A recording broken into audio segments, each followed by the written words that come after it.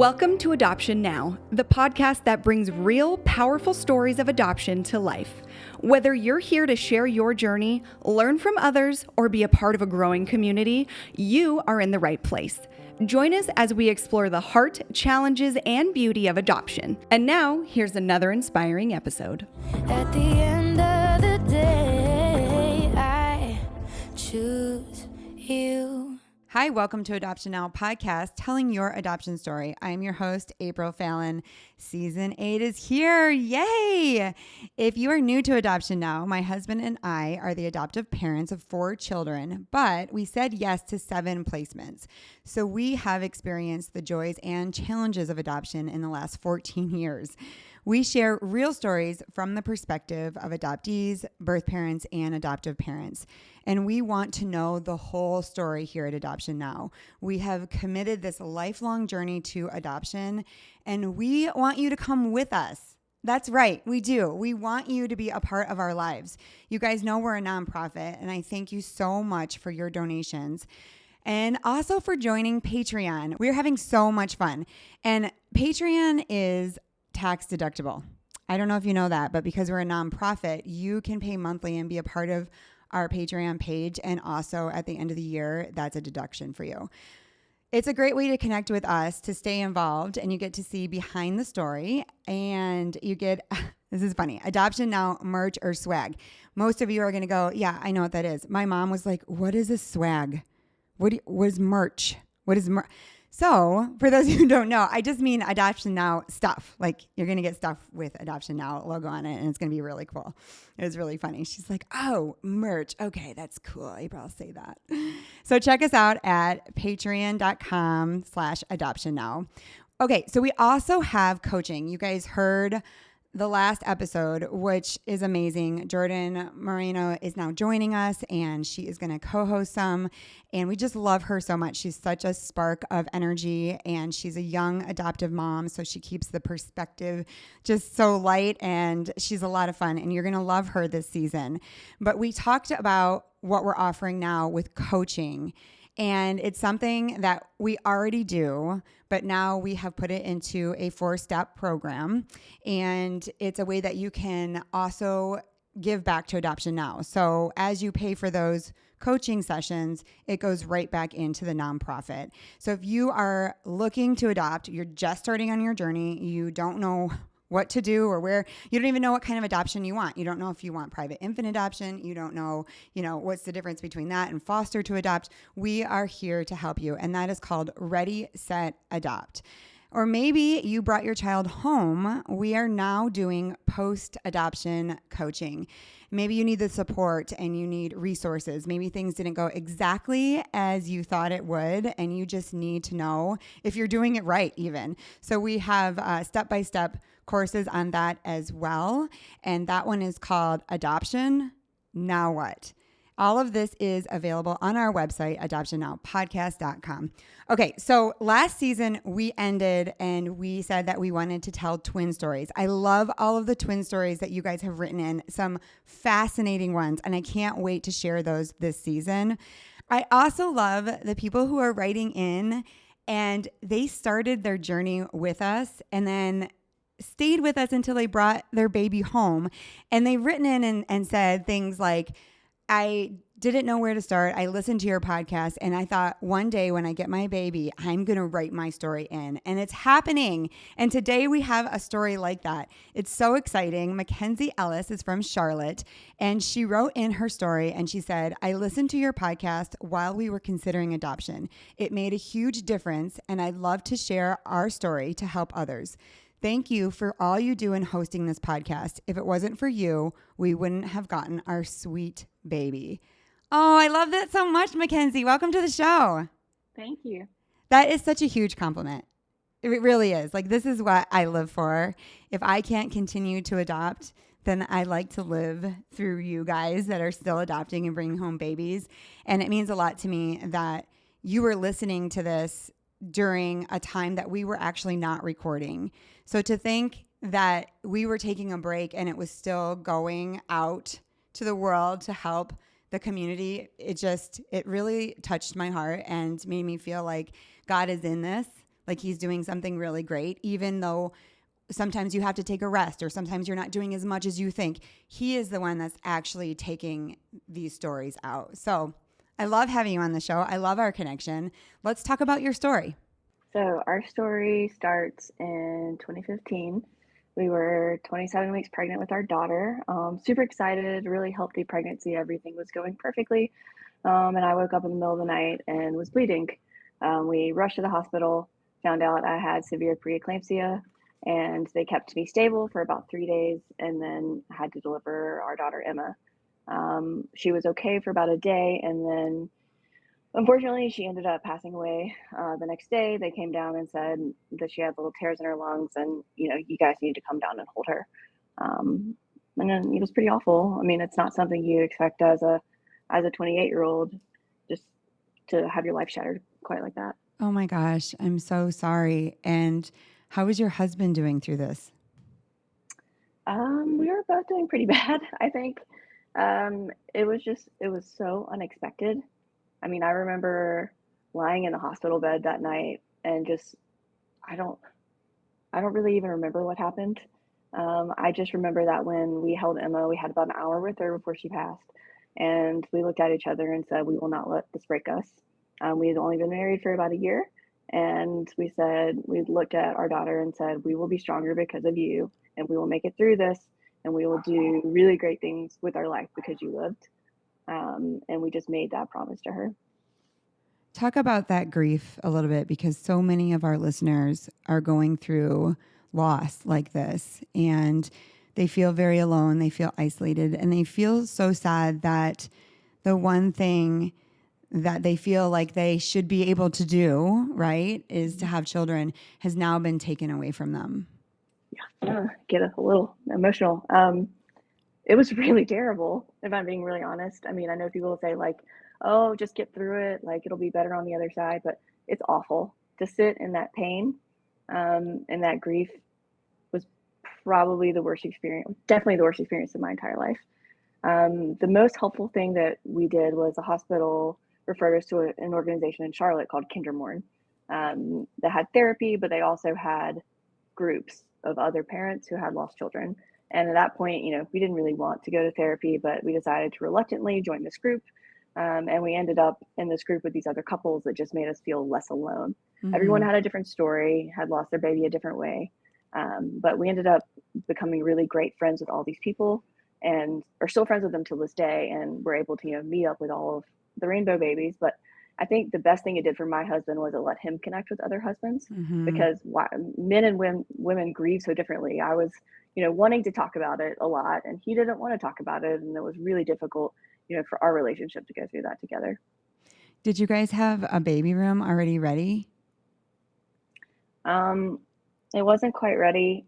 We had all the furniture and it was painted, and we had a baby shower. So right after she died, my in-laws came and took all the baby stuff out because we didn't want it there. And I had to call the furniture company to go get that back. And that was really terrible. I think another thing that you don't think about is after your baby dies, you have to bury them. So thankfully, this is all coming back to me now. Thankfully, my in-laws took care of that for us. But her funeral was a really traumatic experience for me. Mm-hmm. They had her in a room, and we got to go see her, which in the end was like pretty healing to me. And we got to put a necklace in her casket and all the things, but it was really terrible. Mm-hmm. And she's still out there, and I can't go out there till this day. It really upsets me, and I can't go out there. But you don't think about, I have to go buy a funeral plot or I have to cremate my child. It's not something you think about until it's you. Right. Especially you're not thinking about that when you're pregnant, right? No. That's not going to happen. And you hadn't had anything before that, right? So what were people saying to you that was helpful? Could anybody say anything to you? Not that was helpful. I think you just have to know. And if you're somebody who is talking to someone who's lost, like, there probably is nothing helpful that you can say. There's a lot of unhelpful things you can say. You can, the most unhelpful things were like, oh, well, she's in a better place, or just think if she had lived at 27 weeks, she'd have all these challenges. And I'm like, I just wanted my baby here. Or like, you'll have another baby. It will, you know, like it'll be fine. You'll have another baby. The most helpful things were people just sitting in it with me and saying, I know this sucks. This really sucks. And just letting me cry. I remember my mom just sitting out on the porch with me and just letting me sob it was about a week after. And she stayed with me most of the time. But don't tell people that your kid is in a better place or you'll have another kid. Like that child that we were going to have or did have was our entire life. We had plans for her and a name and a nursery and those things. So at what point did you feel healed enough to think about moving forward? We probably started thinking about having another child around like 6 months after. We had this silly inclination that having another child might help us heal. And looking back, like that's not true. I think you really have to sit in your grief and deal with your grief. Like another child will not help you heal. It will bring lots of other things into the picture. So about 6 months in, and I had a C-section, so that's when they said we could try. We started trying, and then we ended up getting pregnant again, and we found out on Emma's first birthday. So on June 26th. That was crazy. Oh my gosh. Okay, so you're pregnant. Yep. And now what? We lose the baby. What? Yep. So we had a miscarriage, and it was one of those terrible miscarriages where you go in and they're like, things aren't looking right, come back in a week, and then come back in a week and come back in another week, and eventually like the heartbeat wasn't there anymore. So we lost that baby. And that was, you know, it was a really odd thing because of course it was devastating, but it also healed me a little bit in a way because it happened on her birthday. I had been dreading her first birthday forever. And it was almost like a wink from her to be like, it's going to be okay. And I can't explain like the feeling of calm and peace that it actually gave me, although it was terrible and we were very upset. But it just gave me a sense of calm for some reason. That's really interesting.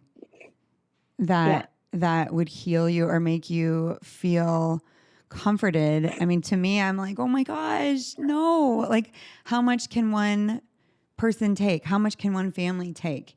You know, and that loss is so hard. I have people say, oh, you know, adoptive parents don't experience any loss. It's the child or it's the mother. But I'm like, you need to listen to the show because a lot of this journey is built from loss on every side, right? And there's grief in it on every side. And so did you feel like maybe you weren't going to be able to carry a baby? I mean, what were the doctors saying? They said they had no idea why I had preeclampsia, that we had no family history. My body type wasn't that. They were assured that this was a one-time thing, that it would be fine. My mom had a really easy time getting pregnant, had really easy pregnancies. Everyone was a little bit mystified as to why this had happened and another miscarriage had happened. Basically, they came back and were like, well, you can try again. I want to try again. Did you? We did. So we did. I kind of had like a feeling something was off as we started to try and got tested for PCOS. And with all the grief we'd been through, like I wasn't up to just like sitting there and waiting and trying. So we ended up doing 5 IUIs. And the whole time we were doing IUIs, I had adoption in the back of my head. I had, you know, I'd listened to your podcast before and been following Christian adoption consultants and knew that was a possibility, but my husband wasn't quite on board. And by the 5th IUI, I remember crying on the floor and him looking at me and saying, okay, let's adopt. He said, I didn't realize like all the emotional turmoil this is causing your body. I just sort of thought you would take a pill and, you know, give yourself one shot, but I didn't realize what this was doing to you. And like, I'm okay. And I feel comfortable that our baby is our baby and it doesn't have to be biological. And did you accept that too? Were you like, okay, let's do this? Yeah, I was ready. I was ready way before he was. I really don't think that people understand the toll on the body when you're trying to go through these, you know, fertility treatments. I mean, for me, like I take an aspirin and I'm loopy. Like I am so sensitive to anything that I can't even imagine putting hormones into my body and, all of those things that we're trying to change your body to get ready. And I think sometimes we just say like, oh yeah, it's just this thing that doctors can do, but it's a lot. It's a lot on your marriage. It's a lot on the woman. And, I'm just happy that your husband was like, okay, maybe this is another path for us. Maybe this isn't it. I think part of the fertility process to me too it's like every time it didn't work, it felt like it felt like the big loss we had again. It just like made the loss of Emma like feel deeper and more hollow, almost to that part of like, why is this all happening to us like again? And then just like every month you get really hopeful with fertility treatments because the doctors are saying it's a really great percentage, and then it doesn't work again. Mm-hmm.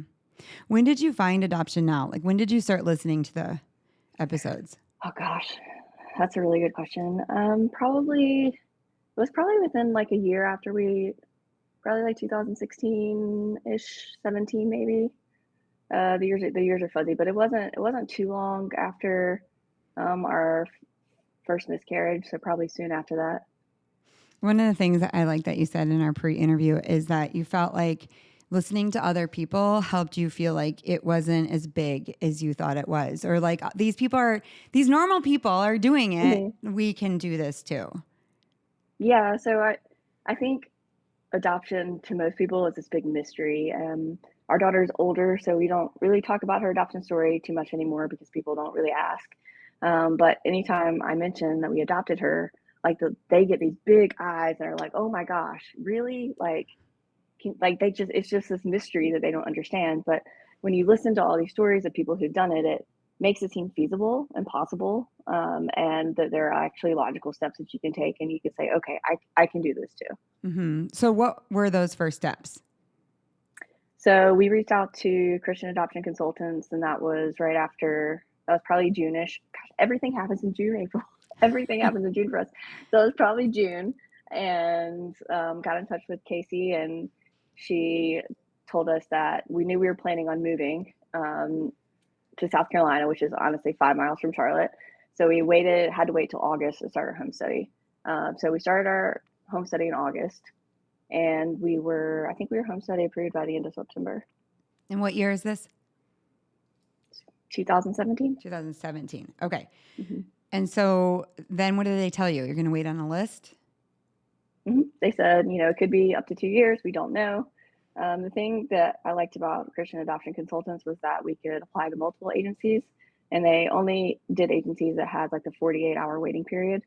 I'm like a very proactive person, and silly me that thought I could control anything about this process. That was so cute of me.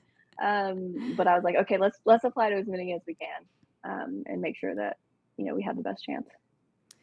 Okay, so I love that you're saying this, because these stories are so important, because you could talk to somebody on their journey and they say, we used a consultant and it was terrible. It was not worth the money, right? And now here you are like, we had a great experience.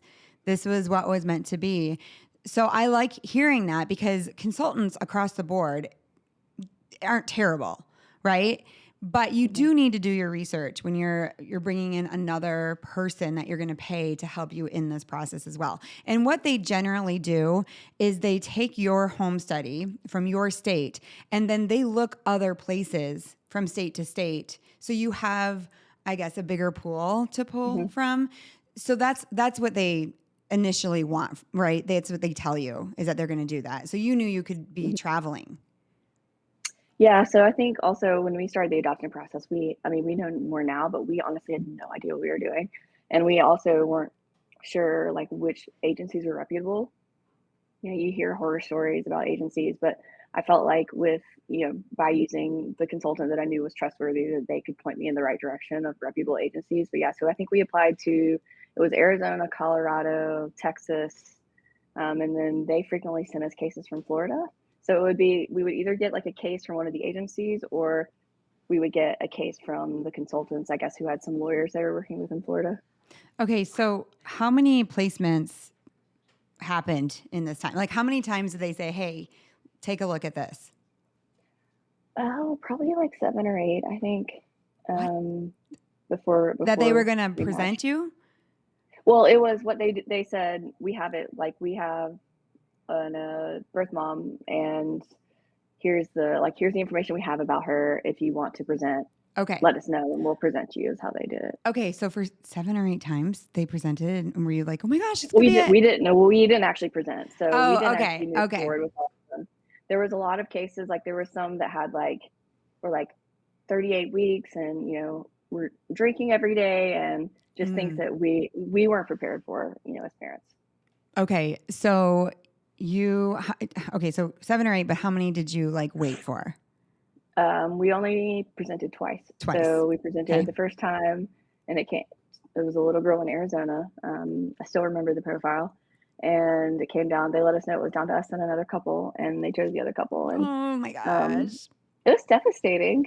It's easy to talk about now, but the thing about adoption, and I have a friend who also adopted that I went to college with, and I read something she wrote, and she was talked about being on the front steps and getting the call, and she was just like adoption starts with a phone call. It doesn't start with the pregnancy test like you're used to.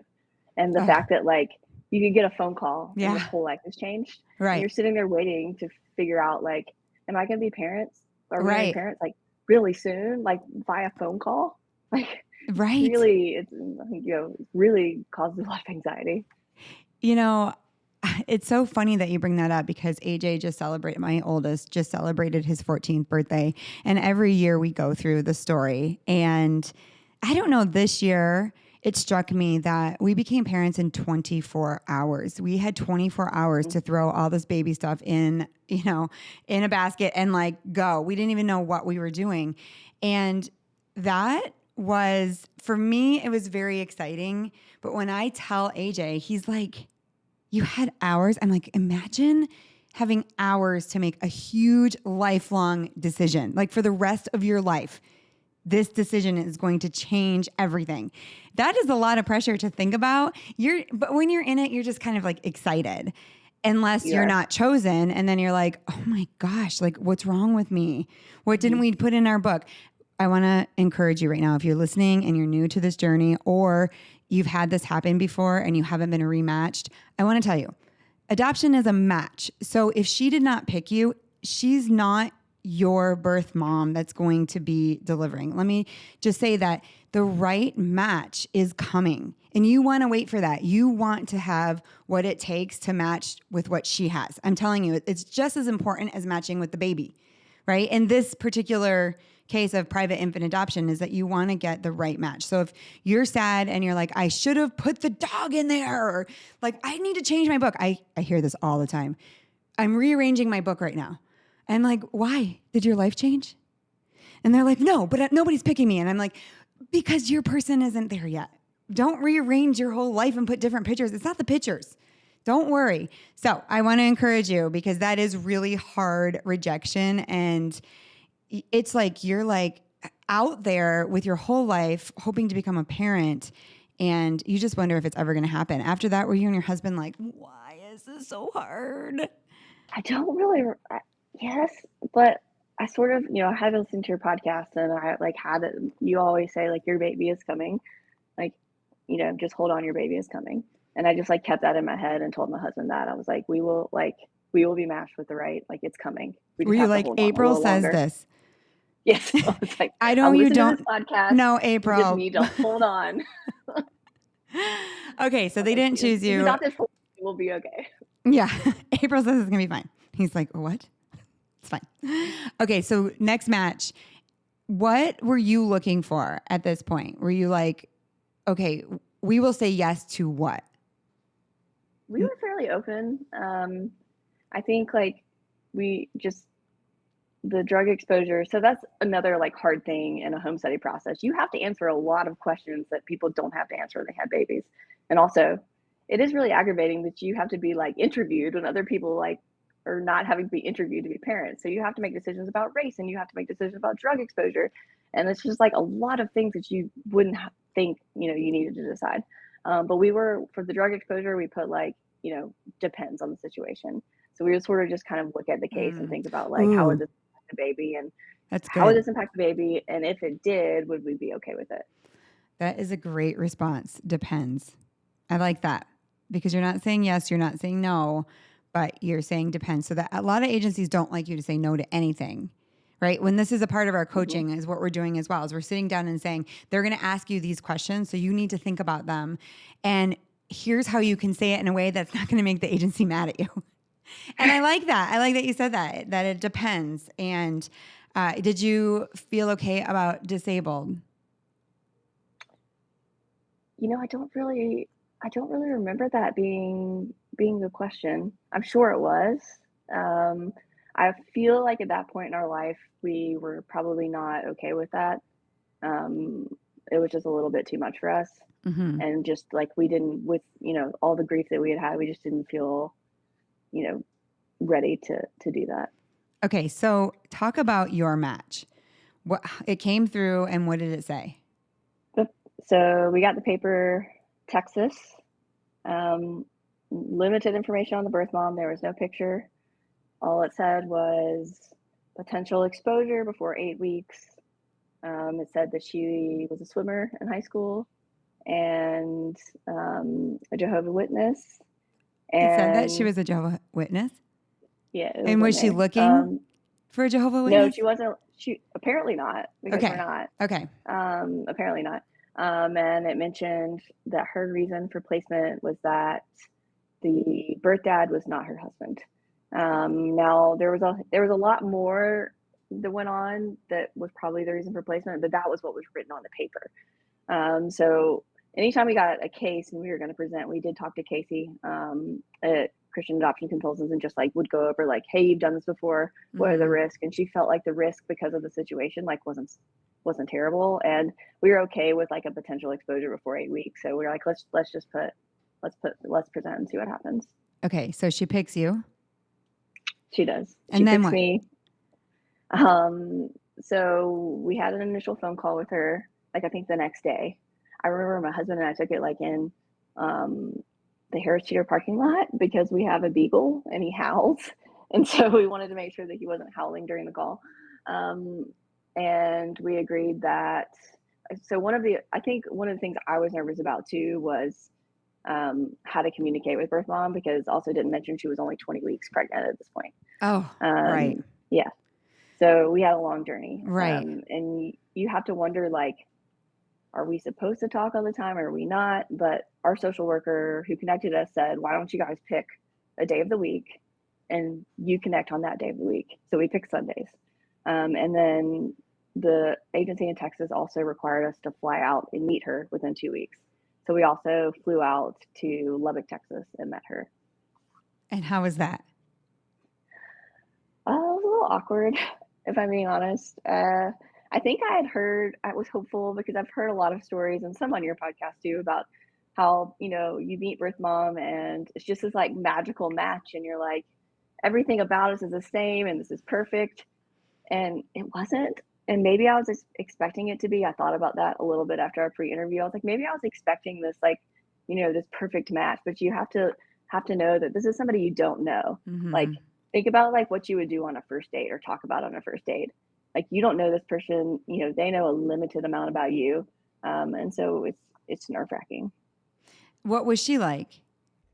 She was really friendly. I remember her walking into the restaurant, and it's one of those things where you're like, do I give her a hug or do I not? It's just like weird things going through your head. And we brought her flowers. And she was really nice. I mean, we didn't really talk about the baby or the pregnancy very much. I think it was just important to get to know each other and establish a connection. I think, as we get into the story, I think the connection that we built is one of the reasons why she ended up actually placing. Mm-hmm. When things got a little shaky, because we really got to know and trust each other. But we talked about what she did growing up, and we talked about her pregnancy cravings. And that's still my daughter's favorite story, that she craved cake in the middle of the night. And we talked about her friends, and we talked about her work, because her work was going really well. So just normal things that you would talk to a friend about getting to know.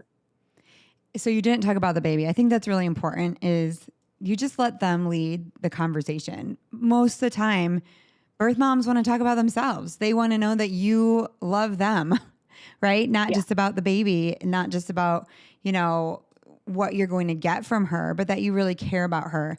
And when they bring up the baby, then yes, you talk about it. I mean, it's a natural conversation, but it's also very like a sensitive topic, right? So you're just there to get to know them and they want to know who you are. And so it sounds like you kind of just like found your way through that. Did she look pregnant? She's only 20 weeks. She did. Okay. She did. And this is I her, remember how many third. babies does she have? Her third baby. Her third. She was not parenting the other two. But she was married. Yes, but it's But it wasn't. husband. She said, yeah. Oh, okay. So she was married previously, and her ex-husband parented the other two children. Okay. And she didn't have a whole lot of contact with them. Okay. Gotcha. And so she is by herself right now at this point? She is, yep. Okay. And did you feel confident that she was really going to place? I mean, she didn't seem... No, I felt confident, but I think at that point when you're so in it, that worrying doesn't help anything. And I also think we were so naive as like going through the adoption process the first time that we just kind of assumed that she would place, and didn't consider, what might happen if not. And also like thinking about what could happen if she didn't place was just a little too devastating for us. Yeah. Having lost a child before. Because even, we found out it was a girl after we matched. And I remember going to get, my in-laws saved all of the baby clothes we had. And I remember going to get the clothes and going in Target and feeling like this was healing a part of me to have, to have a girl and to do the things again. And the thought of that like crashing was just not okay. Did she know that you had experienced baby loss? Did she know your story? Is that in your profile book? She did, but it wasn't why she picked us. I don't think she paid a lot of attention to that part because it was briefly mentioned. Because later she said, "Oh, I remember seeing like a baby in your profile. Like, did you guys have a baby before?" So she didn't. Okay, read out. That wasn't why. Yeah. Why did she pick you? She said we looked fun. You do look I've never fun. had anyone. I've never had anyone say I looked fun before, but I'll take it. What about you was fun? What kind of pictures did you have in there? I love that we had pictures like out doing things, like a picture at the beach or our dogs out at a baseball stadium. I think like she just liked seeing who we really were and what we really like to do.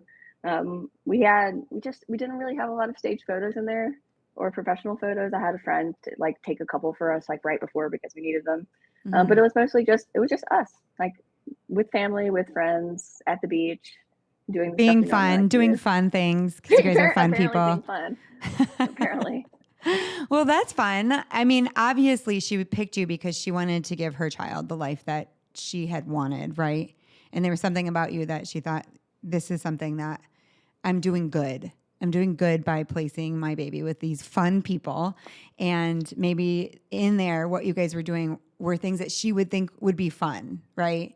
I find that a lot, that birth moms often choose the life that they wish they would have had for their children. So they're looking for profile books. Like, I don't know if you heard the one story about the golden retriever, but she wanted a golden retriever growing up and she never got a golden retriever. And then she saw this family and they had a golden retriever and she's like, I want my child to have this golden retriever. And that's why she picked him, the golden retriever. So right. You never know what's going to actually bring, the match together. But like you said, being as authentic and honest in your book is super important. So you meet her. It wasn't like, but you guys are talking every Sunday. And is she telling you about her appointments? She is. She was very sweet and sent us ultrasounds, mailed them to us. We actually got to be really good friends over the 20 weeks. We ended up talking more than just Sundays. Honestly, she and I mostly talked. She didn't really chat too much with my husband, but we texted often and talked often and really got to be pretty good friends over the time. And she's still a Jehovah's Witness? Like at that time, was she asking you Yes. about religion or anything? She asked us if we were religious at all. She basically said, are you religious? And then she said, not that it matters to me. So. And what'd you say? That was interesting. I said, yeah. I said, we're Christian. And she said, okay. And that was sort of the end of that conversation. Oh, and you weren't like, tell me about being a Jehovah's Witness. Well, I didn't know I don't know how delicately you ask about that. Right. She did Right. talk she did talk about it a little bit, and we read a lot about it because we didn't know anything about it. Hmm. But she did talk about it a little bit, like, while we were at lunch. She was pretty open about that. Okay. So let's talk about when she's going into labor. Did you Mhm. have a plan? Like you were going to fly out there? Were you going to be in the room? What was the plan? The plan was that we would not be in the room when she gave birth. Obviously, as soon as she knew she was in labor, our plan was to fly out there, and she ended up going into labor at like 11 or 12 o'clock at night. The one night I left my phone downstairs, and then one night I fell asleep Of course. peacefully. And then I wake up at 3 in the morning and I get my phone and I have all these missed calls and texts from her, like frantic calls as well, saying like, I'm in labor. Do you guys still even want this baby? And it was really scary. Oh It my was really gosh. scary. It was 3 in the morning. I can't get in touch with her. I call the social worker. We throw things in suitcases because we haven't packed yet. I don't know why we didn't pack. It was like 5 days before she was due. And we raced to the airport without tickets. And we got to the counter and said, we don't have tickets. And they looked at us like we were crazy. Oh my gosh. This is And then, my favorite part of the story because it's like, what is this? Like 1960? You're yeah, like, I need a ticket. Here's some cash. they were like, what? Like, who comes to the airport without tickets? I'm like, we do. We're Can like, we we're buy them adopting here? Yeah. So do Because they you sell couldn't, tickets at the, I mean, I don't they even know. still What do do. they say to you? They were really nice and helped us out, but the reason we had to do that was because you couldn't buy them online at like 3 in the morning for that morning. So we were trying to fly out, like get the 6 or 7 o'clock flight, and you couldn't actually get them online. Like it didn't open until like a little bit later. But once Okay. we told them that we were adopting, they were very sweet and helped us out. But their initial, like, I've never seen like someone that shocked on their face. And we had like a car seat and we had like suitcases. Wait, you were going to It was take an crazy. empty car seat? You were We were. traveling We with the were. empty car seat?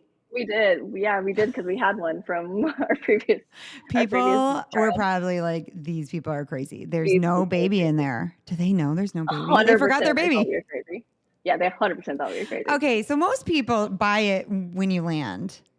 You guys were like, we That don't was have time probably a for better that. We got to that was get there. probably a better idea, and we also ended up bringing the wrong base, so we had to buy a new one anyway. Oh gosh.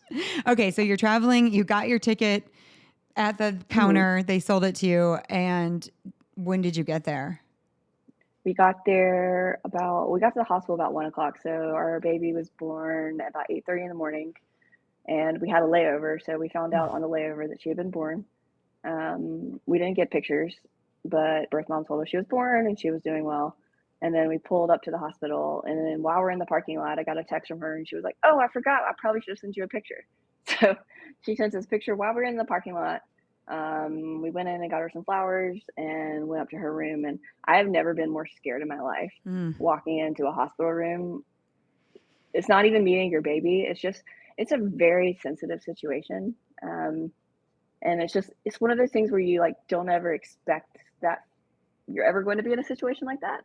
It's just awkward, right? Because you're It's like, really awkward. you don't know your place. You don't want to be too forward, but you don't want to be weird because she's already feeling probably like, I need you to, I need this relationship that we have. But then it's hard. It's really hard. The hospital situation can be filled with anxiety. Yes. And I had read a lot like that, and all like maybe probably some of your podcasts too, that like things can be going great, but a lot of times things change at the hospital. And did they? They did. Oh no. So yeah. So originally it was great. So we walked in and I had like read like I went straight to birth mom. Like baby was in a little Ooh, bassinet, but I went you straight to did the her to make right sure she was thing. okay. You did the right Yeah. thing. So I You went heard that straight was to the her. right thing to do. I was Yes. trying to like go straight to her, make sure she was okay. And we talked to her, and then she was like, "Well, the baby's over there. Don't you want to see her?" And I was like, "Oh, yes, I probably should have asked." You're like, So we oh, sat in the baby, room with her. Yeah, what? baby, what baby? We sat in the room with her for several hours and talked with the baby. And then the Were you hospital holding the texted us. baby? She's holding the baby. Either my husband or I, or sometimes she would. It just kind of went back and forth. Okay. And then we ended up getting our own room at the hospital, and she wanted to rest, so we were able to take baby back and have a little time with her. Was the hospital nice to you? They were so nice. Okay. They were so nice. Yeah. Well, that's great. So they were Um, supporting the whole thing. they were. And was your So agency there or some social worker? the social worker was delayed. She was having a hard time getting there. So she didn't get there probably until like the very end of that day, which was unfortunate. Oh no. What happened? So first day was great. The second day was such a blur. I even thought about it the other day. My mom was like, you just went like dark. I didn't hear anything from you because my mom had flown out there. And she was like, I just didn't hear a word. So she started thinking she might change her mind. Apparently, the people at the Jehovah's Witness community didn't know she was placing. She had a baby shower with them, and a couple people from there came out to talk to her and told her to not place, that she should not be placing outside the religion. And then at that point, she also was just thinking about parenting. And she was also texting with her husband, and they were saying, oh, she's so cute, like maybe we'll keep her. And at one point, she even just left the hospital for a little while. What? And when she just left the hospital. Can they leave the hospital? I don't think they can leave the hospital. Well, so I didn't know what was going on. Then CPS got involved. Oh, shoot. And so then were CPS you like, came your in the room. agency needs to come? Well, agency was there at that point. Oh, okay. But she had left the hospital. CPS got involved, and then they started like making her nervous with things. And then I started to freak out a little bit because I'm just like, leave her alone. Like, leave her alone. Like, this is too much. And at that point, things just spiraled. Hey there, listeners. Did you know that the next 30 seconds could have been yours? With over 1 million downloads, advertising with us is like having a VIP ticket to the biggest adoption party in town. Sound like the perfect spot for your brand? Let's come together and make a difference. Email info@adoptionnowpodcast.com to get started.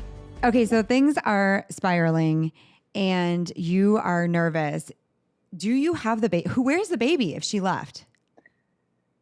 When she left, the baby was in the room. Nobody else was in the room. We were in another room. So she left with the baby in the room, which is probably why CPS got involved. Okay. And did you ever have the baby with you in your room? We did. Okay. We had the baby the first night. Oh, you did? And then so she would like text us when she wanted baby back, or we'd hang out with her in her room. But at that point, she left with the baby in the room while we weren't there. Oh my gosh. I think about the times that this has happened to us and how much having an education on what to do in this situation can really make or break the adoption, right? Because your initial feeling is like sort of anger.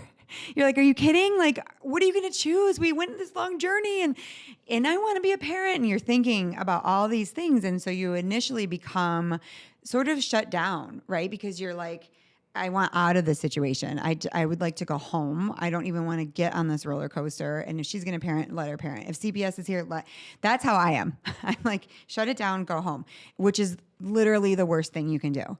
This is the time when you have to be something that is beyond you. And I love that you did that. Like, you dug deep and you're like, I know enough from all of the things I've read and podcasting. I know enough that I'm going to have to act in a way that's opposite of how I'm really feeling. Talk to us about Unfortunately, that. I didn't. So, unfortunately. You did come around, though. We did get there, right? I wasn't angry, but I was worried about the birth mom. Like, we had gotten to know each other, and I didn't want CPS in there, like, giving her a hard time and making this big decision that she was going to make worse. And at that point, I just started crying. And actually, the social worker looked at me and she snapped me back in place. And she was like, stop. This is the worst thing you can do right now. You cannot do this. And I was like, okay, and pulled it together. Oh, she told you not to cry.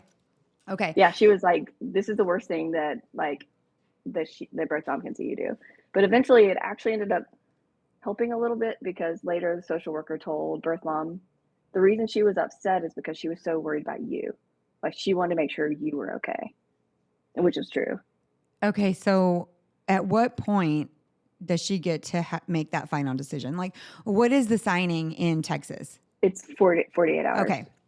So the night before she's supposed to sign, my husband had gone out to get another car seat because brought the wrong car seat. And she came in my room and told me that she was thinking about parenting.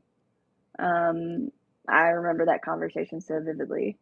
And she was even like, I'll pay you back. Like, it's a, and I had to do the hardest thing I've ever had to do in my whole life while I was holding this beautiful baby girl, is to say, if you choose to parent, we will not be angry with you. We will support you. Like, you will be doing a really brave thing. I said, I love this baby and I would love to parent her, but like, this is your choice. And like, we will not harbor any bad feelings towards you. And that was the hardest thing I've ever had to say, but I knew for my child that I had to say that out loud. Mm-hmm. Like, it's still like, I still get chills thinking about that conversation and mustering the strength to say that. Mm-hmm. And really meaning it, you know, Yeah, really being like, I have come to the place where this resonates and I have to be okay with this. And I know that you know my story, but if I had done that with one of the children, I believe that we had a better chance at having him. But because I didn't know how to deal with those emotions and I was so terrified, I just shut down. And I really wish that no matter how it turned out, that I had said to her, you know, we love you and we're concerned about you. And you know, we were here to adopt your baby, but we're not taking him. We can do this together. But she wasn't going to get him. He was going to go in the foster care system. So let him have a home. Like, just at least like reach out and be loving, even though I feel so upset, right? And I'm like about to be devastated. And that I think it's like, I'm like so proud that you did that and that you took the advice of, you know, all these people who have gone before you and said, yes, like I had to do this. Because that's not a natural thing. It really isn't natural. And was your husband like, No. what? Or was he on board too? He wasn't in the room. Oh. He was out buying the car seat. So he wasn't in the room. And I think that was good, because I think like the two of us needed to just have like a heart-to-heart talk. Yeah. Yeah. And so that was good. I'm not really sure if I ever told him about that part. Oh, well, he's about to find out. He will. He'll know now. Okay. So he comes back and you have this conversation, and then what happened? So baby was in our room again. Birth mom comes storming in our room at 3 a.m. while we're all asleep, throws all of the baby stuff down that she has. And she says, I was about to come in here and tell you that I was keeping baby. But I just decided I'm not, and I don't want to see the baby again. And here's all of her stuff at 3 in the morning. 3 a.m. Were you like, what is happening? Yeah. Yes. Basically what's happening. Like, yeah, 3 a.m. But you can't sign until 9 a.m. the next morning. So did you feel like you were now you said this when you applied, your friend had told you being in the adoption journey feels like a roller coaster of like up and down. Did you feel like you were just a part of the roller coaster? Like maybe tomorrow morning that was going to be different? Honestly, at this point, I didn't know what was happening. I thought there was a pretty good chance she still didn't place. But yeah, my friend had told me it's like a roller coaster that keeps going down until it's over. And it is. It keeps going down? Like yeah, it wasn't up and down. It keeps going down. It's a roller coaster that's just down. It just goes down a lot. People listening to this are like, what? It is a lot because you're dealing with humanity. This is not a transaction. You're dealing with emotions. You're dealing with something that is so close to people's hearts. Children, babies, that's hard to control. You can't control it. You have no control. Mm-hmm. And so you just go in and you're like, oh my gosh, I'm on this roller coaster and we are going down and we have till 9 o'clock to decide. So what happens at 9? She actually texted us right before at 9 and said that she wanted baby back in her room. So we brought baby in there, and it just turned out that they were starting to, so I guess they read it out loud and they make the birth mom read it too, like out loud, so she fully understands what she's doing. So we walked in there like, you guys can't be in here. So we left baby in the room and we went back to our room. And to this day, like, I still think about my sweet daughter and her being in that room while she heard her mom give away her rights. It's a lot. I know she was a baby, but there's a lot of loss for her. And that's a lot. So was the baby healthy? Yeah, she was very healthy. How much did she weigh? Do you remember? 7'13", I believe. Aw, so she was little. And yeah, she was little. did you know what you were going to name her? We did. So we named her Elizabeth Lindsay after my mom, but we call her Liza. And did birth mom like that name? She did. She liked Elizabeth for sure because it was religious Oh, for okay. her. Yeah. And so she's reading her rights away. I know that is really painful to think about. And I'm glad that you understand that loss is there. Even though she was a baby, there's still loss. We like to say or pretend sometimes that, if we adopt from birth, that they kind of skipped over that. And yes, there's a lot of benefit to getting a baby right away, but there's still loss, right? And you recognize that and sympathize with that. But she did sign the paperwork at 9? Oh my gosh. Oh my gosh. So the baby was yours. And then what did she do? She left? Well, we went back in the room, and she was going to have like an additional surgery. So we sat with her until then.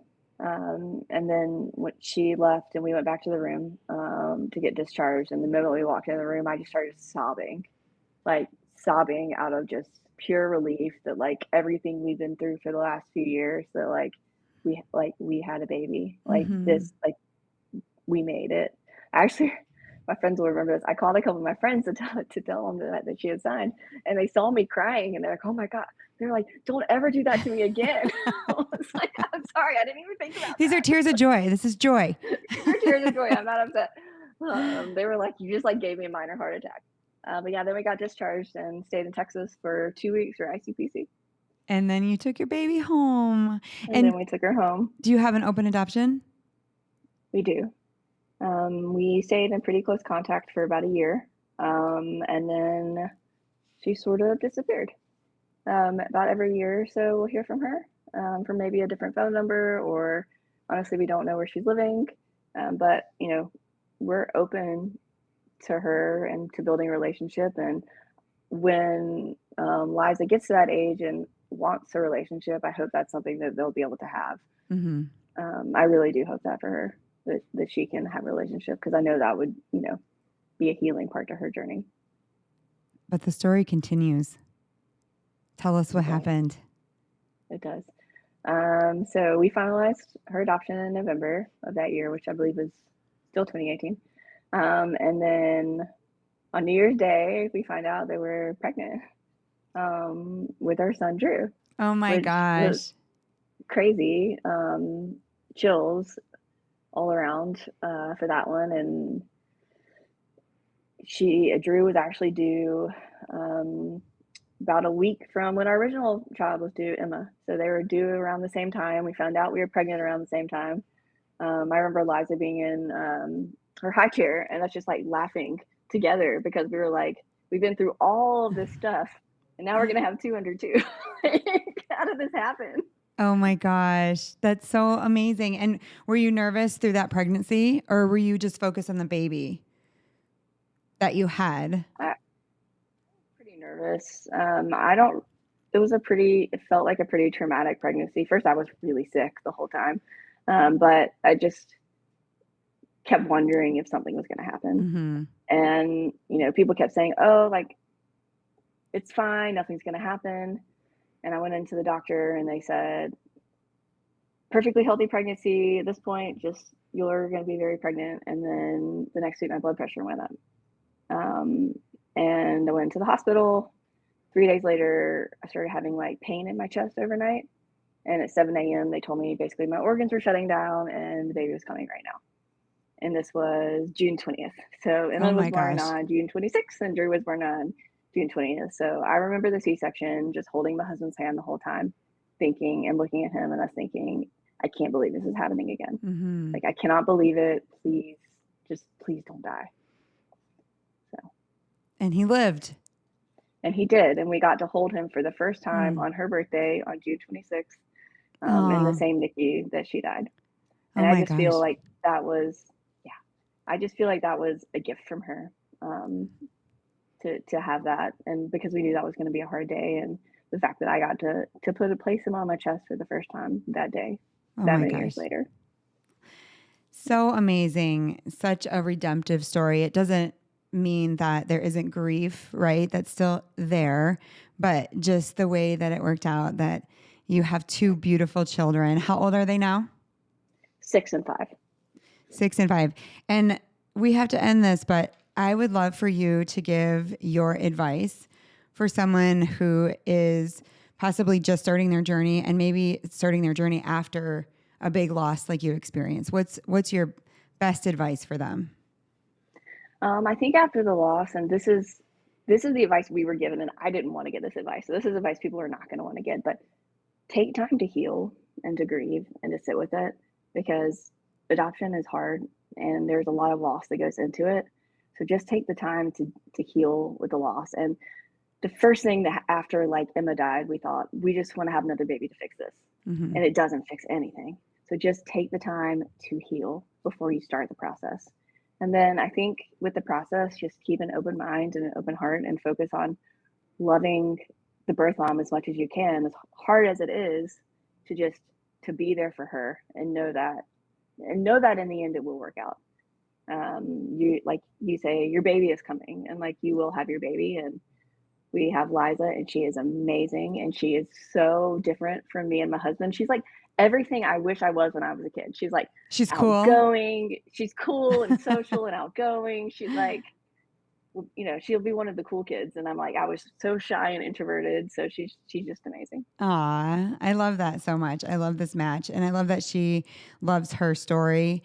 And we'll be here as she's growing up to help with those questions that she's asking. And I know she started asking some questions, and, we are here to help with that too. Like, how do you answer and how do you be loving, especially when you have a biological child, right? She's probably like, wait a second. And you said that Drew is like, wait, how old is he? He's 5. She loves her story. And he's she like, where's my second mom? Well, no, she told Drew, she was like, I'm cooler than you because I have 2 moms. Oh. So, okay, bud. That works too. McKenzie, thank you so much for joining the show and sharing your story. Thanks for having me. And I have to tell you that we were at the beach last weekend, and I looked at my husband and I was like, she asked if we'd adopt again. And I was like, so? And he was like, maybe. He's like, and I was just like, all the timing, April, I don't know. I'm just thinking about it more. Ooh. So we'll see. Okay, keep us in the loop. I will. Thank you so much. For nearly a decade, Adoption Now has shared inspiring adoption stories. Now, go behind the scenes, enjoy bonus content, and connect with our adoption community. Join us on Patreon at patreon.com/adoptionnow. Or get one-on-one coaching at adoptionnowpodcast.com. If this episode moved you, don't forget to follow us on Instagram, Facebook, X, and TikTok. See you next episode. At the end of the day, I choose you.